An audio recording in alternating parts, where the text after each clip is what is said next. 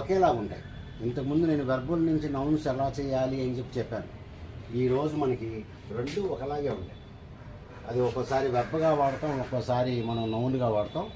Sentence మనకు అర్థమవుతూ ఉంటే తెలిసిపోతూ ఉంటుంది. ఇప్పుడు చూడండి, స్లీప్, స్లీప్, రైట్. స్లీప్ నిద్రపోవుట, దీని మీనింగ్ నిద్రపోవుట, పని. గుర్తుపెట్టుకోండి, వెర్బ్ అంటే పని. నిద్రపోవుట, స్లీప్, నిద్ర అని వస్తుంది. నిద్ర అనేది పేరే కదా. ఇప్పుడు చూడండి, the boy is sleeping, the boy is sleeping, అతను నిద్రపోతూ ఉన్నాడు, పని జరుగుతుంది. ద బాయ్ ఈజ్ స్లీపింగ్, నిద్రపోతూ ఉన్నాడు అని పని జరుగుతుంది, రైట్.